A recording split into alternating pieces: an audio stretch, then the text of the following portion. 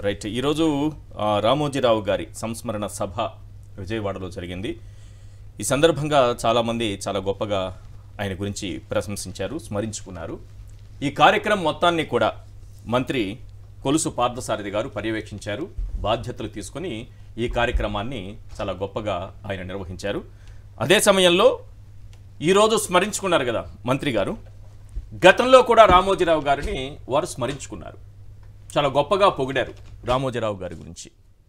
ఒకసారి వారు అంటే ఈ కార్యక్రమం మొత్తాన్ని వారే పర్యవేక్షించారు కాబట్టి రామోజీరావు గారి గొప్పతనం ఏంటో, గతంలో పార్థసారథి గారు ఏమన్నారో వారి గొప్పతనాన్ని ప్రశంసిస్తూ ఒకసారి ఆ మాటలు విందాం ప్లీజ్. ప్రచారం గురించి గోబెల్స్ జర్మనీ అనుకుంటా నాకు తెలిసి, గోబెల్స్ అబద్ధాలు ప్రచారం చేసి అలెగ్జాండర్ అందరూ కూడా కింద దీంట్లోకి దూరిపోయిన తర్వాత వాళ్ళ హిట్లరు బంకర్లోకి దూరిపోయిన తర్వాత అంతా హిట్లర్ గెలిచాడనో ఏదో రకరకాల అబద్ధాలు చెప్పి ఆఖరికి అతని కుటుంబ సభ్యులు అందరూ కూడా కాల్చుకుని చచ్చిపోయారంట అధ్యక్ష. దానికి ఏదో కుక్క సావో ఏదో చెప్పాడు. సో ఈరోజు కూడా అదే వర్తిస్తుందని చెప్పేసి భావిస్తున్నాను అధ్యక్ష, తెలుగుదేశం పార్టీకి ఆ ఈనాడుకి. ఎందుకంటే ఇంత అబద్ధాలు రాయాల్సినంత అవసరం లేదు. ఈనాడు పత్రికలో జగనన్న ఘోర ముద్ద అని చెప్పేసి ఒక ఆర్టికల్ వేశారు. పత్రికలు రాజకీయ పరంగా ఎవరి స్టాండ్ వాళ్ళు తీసుకోవచ్చు, కానీ ప్రజలకి మేలు జరుగుతున్న పథకాల పట్ల దుష్ప్రచారం చేయటం కానీ, దాని మీద విషయం చిమ్మే విధంగా పత్రికలో వార్తలు రాయటం అనేది చాలా ఘోరమైన విషయంగా నేను భావిస్తా ఉన్నాను. గోబెల్స్ ప్రచారం గురించి గోబెల్స్ జర్మనీ రైట్. వారి భాష మళ్ళీ నేను వాడడానికి కూడా భయపడుతున్నా, బాధపడుతున్నా. ఎందుకంటే కొంత ఎథిక్స్ ఉన్నాయి కాబట్టి నేను రిపీట్ చేయట్లే ఆ మాటలు. గతంలో వారు మాట్లాడిందే, ఒకటి అసెంబ్లీలో మాట్లాడారు, ఒకటి ప్రెస్ మీట్ పెట్టి మాట్లాడారు. ఇలాంటివి కావాలంటే ఒక 20-30 ఉంటాయి రామోజీరావు గారిని మనం స్మరించుకునేందుకు. అదే సమయంలో చిరంజీవి గారు కూడా చాలా గొప్పగా స్మరించుకున్నారు. ఎందుకంటే పవన్ కళ్యాణ్ గారు ఈరోజు వెళ్ళి స్మరించుకున్నారు కదా. వారి అన్నయ్య అయినటువంటి ప్రజారాజ్యం పార్టీ అధినేత అయినటువంటి చిరంజీవి గారు కూడా చాలా గొప్పగా స్మరించుకున్నారు. దాన్ని కూడా కాసేపట్లో మనం చూద్దాం. ప్రస్తుతానికి ఇక్కడి నుంచి డిబేట్ని మొదలు పెడదాం. మధ్యలో అది కూడా నేను చూపిస్తాను, ఎంత గొప్పగా రామోజీరావు గారిని స్మరించుకున్నారని. అసలు స్మరించుకునే వాళ్ళని కావాలంటే మీరు ఫిల్మ్ సిటీ ఆ చివరు ఉన్నటువంటి గ్రామాలకు వెళ్తే నిరుపేదలు గుడిసెలు వేసుకుని జీవిస్తూ ఉంటారు. వారి దగ్గరికి వెళ్ళి మైకులు పెడితే వాళ్ళు ఎంత గొప్పగా స్మరించుకుంటారనేది మీకు అర్థమవుతుంది. అలాగే మార్గదర్శి చిట్ ఫండ్ బ్రాంచులు ఉంటాయి కదా, ఏపీలో ఆ బ్రాంచులు చాలా ఉన్నాయి. ఒక్కొక్క బ్రాంచ్ దగ్గరికి వెళ్ళి మైకులు పట్టుకొని మనం నిలబడితే ఆ చిట్లేసి అందులో గొప్పగా ఎదిగిన వాళ్ళు ఉన్నారు కదా, వాళ్ళు వచ్చి స్మరిస్తారు. రైట్, మనం ఈ రకంగా స్మరించుకుందాం. ఎస్ కృష్ణంరాజు గారు, ఏంటి సార్ ఇది? రాష్ట్ర ప్రభుత్వమే ప్రజాధనంతో ఒక ఈనాడు దినపత్రిక, ఒక పత్రిక నడిపేటటువంటి పత్రికాధిపతిని, ఆయన సంస్మరణ సభని మొన్నే 2000 కోట్ల అప్పు తెచ్చుకున్న పరిస్థితి. చాలా ఘనంగా గొప్పగా నిర్వహించడం, కోట్ల రూపాయలు ఖర్చు పెట్టి రేపు మాపో కాంస్య విగ్రహం కూడా పెట్టేస్తారట. పాఠ్యాంశంగా ఆయన జీవిత చరిత్ర కూడా తీసుకొస్తారట. ఏం చెప్తారు? ముందుగా అందరికీ గుడ్ ఈవినింగ్ అండి. Good evening sir. Good evening. ఇప్పుడు ఈ రామోజీరావు గారి సంస్మరణ సభ అనేది అధికారికంగా నిర్వహించడాన్ని వ్యతిరేకించిన మొట్టమొదటి వ్యక్తుల్లో నేను ఒకనండి. చాలా ఓపెన్ గానే చెప్పాను ఆ విషయాన్ని. ఎందుకంటే ఆయన పద్మ విభూషణ్ అంటే second highest civilian honour in India అంతే, ఆ అవార్డు పొందినప్పటికీ కూడా ఆయన ఒక ప్రైవేట్ పర్సన్ గానే మనం గుర్తించాలి. దీనికి సంబంధించి నిన్న ఒక టీవీ ఛానల్ కి సంబంధించిన ఒక యాంకర్ గారు నాకు ఫోన్ చేసి, మీరు సంకుచితంగా మీరు ఆలోచిస్తున్నారు, మీరు తెలంగాణ ప్రభుత్వం ఆయనకి ప్రభుత్వ అధికార లాంఛనాలతో ఆయనకు అంత్యక్రియలు నిర్వహించింది అని చెప్పాను. ఆయన చెప్పాను, అంత్యక్రియ నిర్వహించడం వేరు, సంస్మరణ సభ ప్రజాధనంతో నిర్వహించడం వేరు అని చెప్పి ఆయన చాలా స్పష్టంగా చెప్పానండి. ఎందుకంటే నిజానికి రామోజీరావు గారు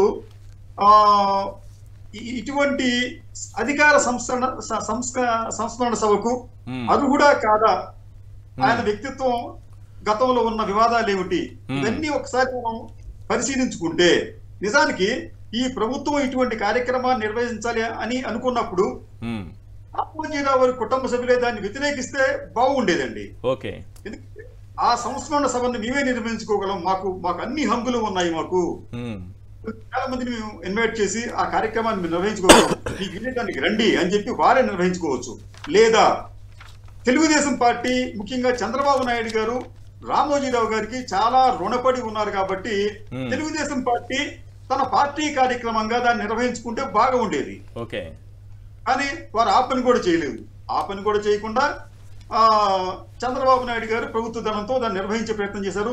దీనిని అంటే ఏంటంటే దీన్ని ఒక శాంటిఫై చేయడం, దానిని మొత్తం రాష్ట్ర ఆంధ్రప్రదేశ్ ప్రజలందరూ కూడా రామోజీరావు గారికి వెనకాల ఉన్నారు, ఆయన సంఘీభావం వ్యక్తం చేస్తున్నారు, ఆయన బాష్పాంజలి ఘటిస్తున్నారు అని చెప్పించే ఉద్దేశం ఏదో అక్కడ కనిపిస్తూ ఉంది. కానీ రామోజీరావు గారికి సంబంధించి ఆయన వివాదాలు లేకపోతే ఆయన ఎదిగిన తీరు ఇవన్నీ కూడా చూస్తూ ఉంటుంటే దీన్ని మనం ఒక విమర్శనాత్మకంగా చూస్తే ఇవన్నీ కూడా నిజంగా ఇతర వ్యాపారవేత్తలు ఖచ్చితంగా ఆచరించకూడదేమో అని చెప్పి అనిపిస్తుంది. ఆయన బాగా మంచి స్థాయికి ఎదిగారండి, కొన్ని వేల మంది ఉపాధి ఇచ్చారు, బాగానే ఉంది, దాని వరకు మనకు అభ్యంతరం లేదు.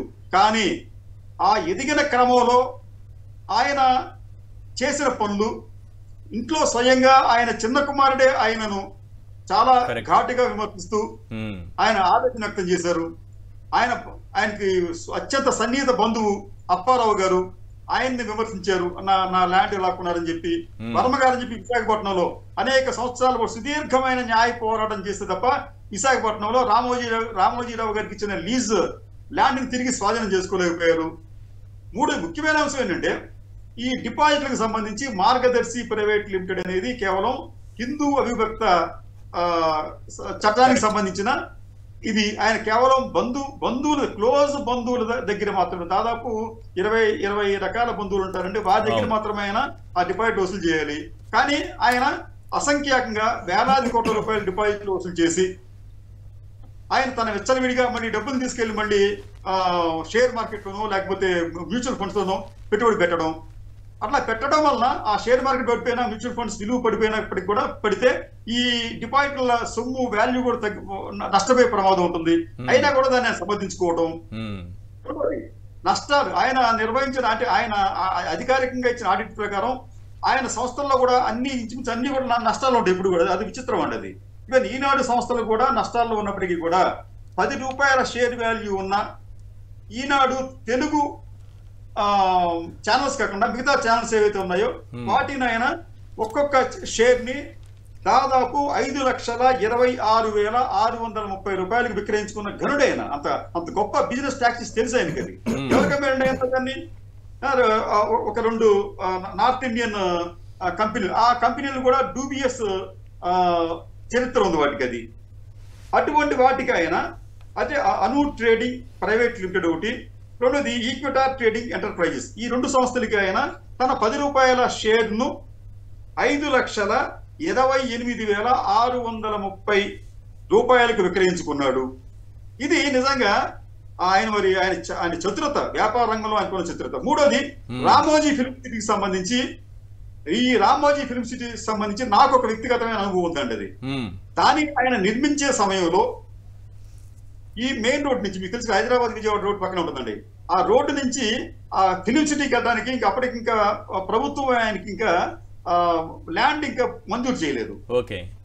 మంజూరు చేయకపోయినప్పటికీ కూడా ఆయన ఆ రోడ్డు నిర్మిస్తున్నారని చెప్పి అప్పుడు నేను ఎక్స్ప్రెస్ గ్రూప్ లో ఉండేవాడిని. నేను ఒక వార్త రాస్తే ఆ వార్త రాసేందుకు తర్వాత నాకు శోకాసం వచ్చింది మా యాజమాన్యం. నాకు వార్త రాస్తావని. అంటే నిజంగా సంఘటన సార్ ఇది. వాస్తవాలు ఉన్నాయి కదా అంటే వాస్తవం అంటే మాత్రం ఎట్లా వేస్తాం అంటే నాదేం తెలిసి నేను డెస్క్ లో ఇచ్చానంటే ఆ డెస్క్ లో ఏమి గమనిస్తాడా, నువ్వు నాకు ఇవ్వాలి కదా అని చెప్పి మా బ్యూరో ఇచ్చేసి నాతో పాలన పెట్టుకోడు. మా డెస్క్ లో తెలుస్తుంది అది, నువ్వు నాకే ఇవ్వాలి కదా, నాకే తెలుసు అంటే నైట్ టైం వచ్చి ఇచ్చానని చెప్పాను నేను. ఏది ఏమైనప్పటికీ కూడా అంటే ఆ రోజున ఆయన హోల్డ్ అనేది ఎంటైర్ మీడియా మీద అంత స్ట్రాంగ్ గా ఉండేది. అంటే ఈనాడు ఇన్ఫ్లుయెన్సే కాదండి, ఎంటైర్ తెలుగు మీడియా కూడా ఆయన కనుసన్నల్లో మెలిగింది. దాంట్లో అన్ని పత్రికలు ఉన్నాయి, అన్ని పత్రికలకు సంబంధించి కూడా అటువంటి వార్తలు ఎవరైనా వస్తే సహించేవారు కాదు. అంటే ఇప్పుడు ఆయన జీవిత చరిత్రను పాఠ్యాంశంగా పెట్టాలనేటటువంటిది కొంతమంది ఆకాంక్షించారట. మరి పెడితే ఇది కూడా పెడతారా మీరు? మీ అనుభవం కూడా అందులో పెడతారా? తర్వాత ఎన్టీఆర్ని బట్టలు లేని కార్టూన్లు వేసినందుకు అది కూడా పెడతారా? ఎన్టీఆర్ గురించి శ్రీలోలుడు అని రాసినందుకు అది కూడా పెడతారా? లేకపోతే ఆ ఫిలిం సిటీ గుట్టల వెనకాలనే మీరు ఒక మాట అన్నారు, నాకు ఆశ్చర్యం వేసింది. రామోజీరావు గారు వెనకాల ప్రజలు ఉన్నారని చెప్పడానికి ప్రభుత్వం ఇది ఏర్పాటు చేసిందని. ప్రజలు ఉన్నారో లేదో ఆ గుట్టల వెనకాలే పాపం ఆయన భూములు దోచుకోవడంతో బాధితులుగా మారిన వాళ్ళు అక్కడ వందలాది మంది ఉన్నారు, వందలాది కుటుంబాలు ఉన్నాయి ఆ ఫిలిం సిటీ గుట్టల దగ్గర. మరి ఇవన్నీ వేస్తారా? ఆయన పాఠ్యాంశాలు ఇవన్నీ చేరుస్తారా? చిట్ ఫండ్ పేరుతో ఎలా మోసం చేయొచ్చు, ఎలా ఎదగచ్చని చేస్తారా? అలాగే చిన్న చిన్న చిట్ ఫండ్స్ ని తన పేపర్లో వాళ్ళు బోర్డు తిప్పేస్తున్నారని వాళ్ళపైన తప్పుడు వార్తలు రాసి ప్రజల్లో అపోహలు సృష్టించి ఆ చిట్ ఫండ్ సంస్థల పైన ప్రజలు తిరగబడేలా చేసి ఇలాంటి వార్తలు రాసి ఆయన ఎన్నో చిట్ ఫండ్ సంస్థలు మూతపడేలా చేశారు. అంత దార్శనికుడని రేపు ఆయన పాఠ్యాంశంలో ఆయన గురించి పెట్టినప్పుడు ఇవన్నీ కూడా రాయాలిగా. ఈశ్వర్ గారు వీళ్ళు అటువంటి పనులు చేస్తారండి వీళ్ళు. ఎందుకంటే వాళ్ళకున్న అది దాన్ని ఏమంటామంటే ఆ వర్గానికి సంబంధించిన ఒక సంఘటితమైన భావనలు వాళ్ళు అనుకుంటారు. మేము చాలా సంఘటితంగా ఉన్నాం, మా దాంట్లో ఎవరికి ఇబ్బంది కలిగినా కానీ మేమంతా ఆదుకుంటున్నాం, మమ్మల్ని కాపాడుకున్నాం అని చెప్పి అంటున్నారు. కానీ మీరు ఆ వర్క్ ఏమవుతుందంటే క్రమంగా సమాజానికి దూరం అవుతుంది. ఆ విషయం వారు గమనించుకోవాలి ఇటువంటి పనులు చేయటం వల్ల. ఎందుకంటే ఇక్కడ ఆసక్తి చిన్న విషయం చెప్తాను సార్. ఇక్కడ మీకు రామోజీరావు గారికి మీరు అధికారికంగా కార్యక్రమం నిర్వహించారు. ఇదే చంద్రబాబు నాయుడు గారు ముఖ్యమంత్రిగా ఉన్న సమయంలో ఎన్టీ రామారావు గారు మరణించారు. మరి ఆయనకు అధికారికంగా ఈ సంస్మరణ కార్యక్రమం నిర్వహించారా? లేదు. ఎందుకు చేయలేదు మరి అప్పుడు? అంటే మీకు ఎన్టీ రామారావు గారి కన్నా కూడా రామోజీరావు గారి మీకు అత్యంత ముఖ్యమా, అత్యంత సన్నిహితులా కదా? కాదని మీరు అనగలరా? ఆయన ఏ విధంగా ఉపయోగపడ్డారు ఆ రోజు తెలుసు కదా మనందరికి. ఇంకోటంటే ఇంకో చిన్న విషయం, రామోజీరావు గారికి సంబంధించి ఆయన అది ఇంటర్నేషనల్ ఫిల్మ్ సిటీగా దాన్ని తీర్చిదిద్దారు. కానీ ఆ తీర్చిదిద్దే క్రమంలో ఎన్ని పేద కుటుంబాలు తమ హక్కులను, తమ నివాస ప్రాంతాలను కోల్పోయాయో ఎవ్వరికీ తెలియదండి. ఇప్పటికీ కూడా మీకు ఈ 13 కిలోమీటర్ల ప్రభుత్వ రోడ్డు అండి, దాన్ని ఆజాంపూర్ ఇబ్రహీంపట్నం, ఆ రోడ్డు పూర్తిగా ఆ ఫిలిం సిటీ ఆధీనంలో ఉండటంతో దాదాపు 90,000 మంది ప్రజలండి ఆ రోడ్డు మీద నడిచే భాగ్యం లేక చుట్టూ తిరిగి నానాయాతనలు పడుతున్నారు.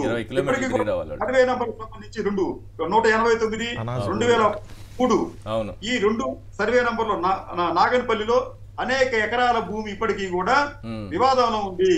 దానిని ఈ ఫిల్మ్ సిటీ వారు కబ్జా చేశారని స్థానికులు ఆరోపిస్తున్నారు. అంటే ఇటువంటి ఒక చరిత్ర ఉన్న రామోజీరావు గారు గొప్ప పారిశ్రామిక, గొప్ప వ్యాపారవేత్త, దాని సందేహం లేదు.